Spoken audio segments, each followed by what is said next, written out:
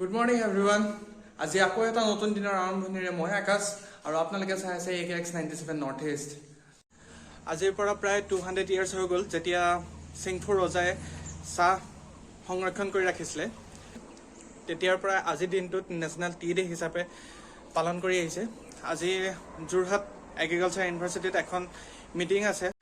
সেই তেতিয়াৰ পৰা চাহৰ সংৰক্ষণৰ পৰা আৰম্ভ কৰি যেতিয়া মানুহে চিনি পোৱা হ'ল সেইটোৰ পৰাই ষ্টাৰ্ট কৰি এতিয়ালৈ যেতিয়া মানুহৰ মাজত চাহ খেতিটো দাঙি ধৰিলে যোনকেইজন মহান ব্যক্তিৰ অগ্ৰণী ভূমিকা লাভ কৰিছিলে সেই বহুকেইটা পৰিয়ালক আজি সম্বৰ্ধনা জনাব। সেই পৰিয়ালকেইটাক তালৈ নিমন্ত্ৰণ জনাইছে। আমাৰ ঘৰখনকো নিমন্ত্ৰণ জনাইছিলে। মোৰ আইতাক নিমন্ত্ৰণ জনাইছিলে, কিন্তু আইতা এতিয়া বহুত বয়স হৈছে, সেইটো কাৰণে আইতা যাব নোৱাৰিব। সেইটো কাৰণে দেউতা আৰু মই যাবলৈ ওলাইছোঁ। বাকী বলক অলপ পিছত ওলাই গৈ আছোঁ। ময়ো ৰেডি হৈ লওঁগৈ। হয়তো দেউতা চাগে প্ৰায় ৰেডি হ'লেই, মই বাকী আছেগৈ। মই ৰেডি হৈ লওঁ, অলপ পিছত লগ হৈ আছোঁ।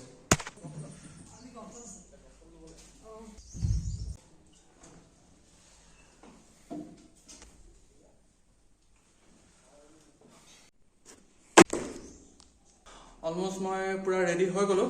লাষ্ট এতিয়া খানা খাব আছে, খানা খাই কৰি ওলাই গৈ আছোঁ। অ'কে, অলপ পিছত লগ হৈ আছোঁ। আমি ৰেডি হৈ গ'লোঁ, ফাইনেলি ওলাই আহিছোঁ ঘৰৰ পৰা। এতিয়া লগৰ এটাক লগ ধৰিছিলোঁ, কিন্তু তাৰো কিবা কাম আছে, সেইটো কাৰণে যাব নোৱাৰিব। এতিয়া অকল দেউতাই মই ওলাই আহিছোঁ। আমি এইটো গোলাঘাট টু তিতাবৰ ৰাস্তাটোত আহি আছোঁ। ইমানেই ৰাস্তা বেয়া, ইফালে ছাইডত কনষ্ট্ৰাকশ্যনৰ কাম চলিয়ে আছে। যিমানে হওক সোনকালে ৰাস্তাটো হৈ গ'লে ভালেই বাৰু, নহ'লে এনেকুৱা হৈছে যেন মদকা কুঁৱা। সোনকালে এইটো ৰাস্তা বনাই হওক। ভাল ৰাস্তা পাইছোঁহি, এতিয়া তিতাবৰত আছোঁহি। এতিয়া ইয়াৰ পৰা আৰু ইউনিভাৰ্চিটিলৈ বেছি দূৰ নাই।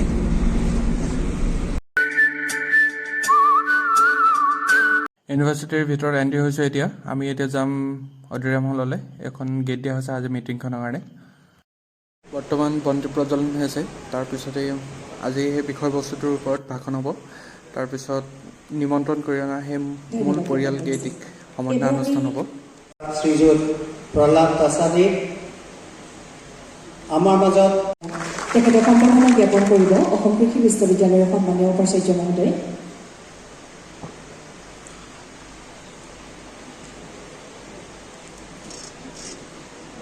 আমাৰ স্বাভিমান এখনি ফুলাম গামোচা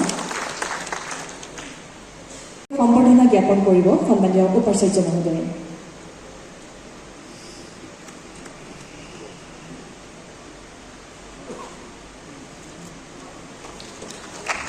অসমৰ চাহ উদ্যোগলৈ আগবঢ়োৱা অনবদ্য অৱদানৰ স্বীকৃতিস্বৰূপে তেখেতৰ বৰপুত্ৰ শ্ৰী ভীম বৰাদেৱক এইবাৰ সম্বৰ্ধনা জ্ঞাপন কৰিবলৈ আমি আগবাঢ়িছোঁ। মঞ্চলৈ স্বাগতম জনাইছোঁ প্ৰাক্তন কৃষি আৰু সমবায় মন্ত্ৰী প্ৰয়াত সোণেশ্বৰ বৰাদেৱৰ বৰপুত্ৰ শ্ৰদ্ধাৰ ভীম বৰাদেৱক। তেখেতক শ্ৰদ্ধা জ্ঞাপন কৰিব সন্মানীয় উপাচাৰ্য মহোদয়। ৰাজনীতিবিদ তথা সমাজকৰ্মী সোণেশ্বৰ বৰা ডাঙৰীয়াই অসমৰ ক্ষুদ্ৰ চাহ শিল্পৰ ক্ষেত্ৰখনলৈ এক উল্লেখযোগ্য অৱদান আগবঢ়াই থৈ গৈছে আৰু এই পবিত্ৰ ক্ষণত আমি তেখেতকো শ্ৰদ্ধাৰে সোঁৱৰণ কৰিছোঁ।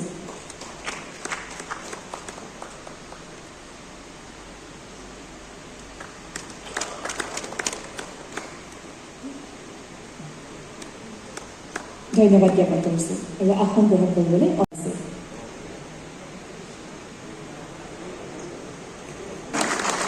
তিৰানব্বৈ বছৰীয়া আমাৰ সকলোৰে শ্ৰদ্ধাৰ এয়া পূৰ্ণচন্দ্ৰ বৰা মহোদয়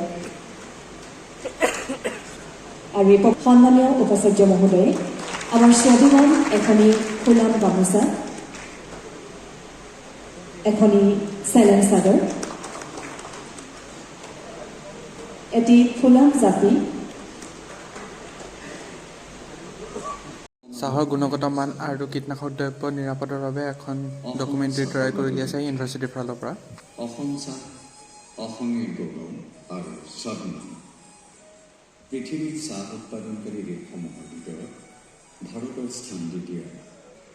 গৌৰৱৰ বিষয় যে 1970 দশকত আৰম্ভ হোৱা ক্ষুদ্ৰ পৰ্যায়ৰ চাহ খেতিয়কসকলে বৰ্তমান ৰাজ্যখনৰ মুঠ উৎপাদনৰ বৃহৎ চাহ বাগিচা, ক্ষুদ্ৰ চাহ খেতিয়ক, কলঘৰ আৰু কেঁচাপাত পৰিবহণকাৰীকে আদি কৰি চাহ উদ্যোগৰ লগত জড়িত সকলোৰে দায়িত্ব আছে।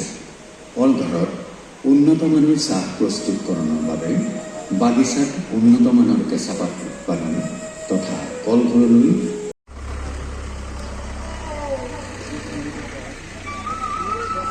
চাহৰ গুণগত মান বৃদ্ধি আৰু কীটনাশক দ্ৰব্য নিৰাপদ প্ৰয়োগ সজাগতা অভিযানৰ বাবে এয়া কাৰেলি উলিওৱা হৈছে। কাৰেলিটো ইয়াৰ পৰা কমপ্লিট ওলাই যোৱাৰ পিছতে আমিও ঘৰলৈ ৰিটাৰ্ণ হ'ম।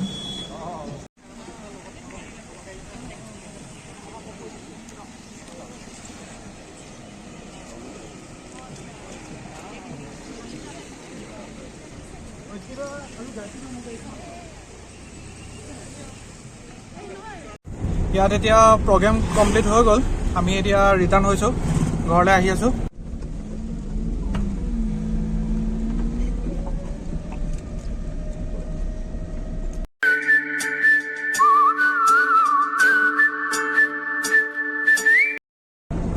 আমি ঘৰ পাইছিলোঁহিয়ে, বাট ফোন এটা আহিছে, অলপ কাম আছে, কামখিনি কৰি আজৰি হৈ পিনি যাম।